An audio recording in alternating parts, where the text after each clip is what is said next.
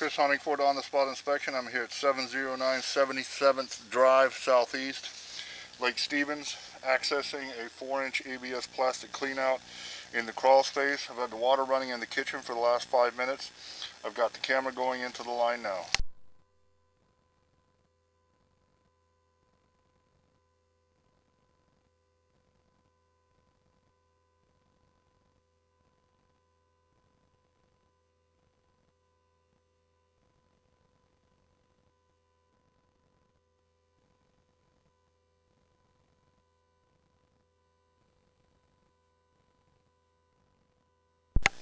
Okay, here's the water from the kitchen sink.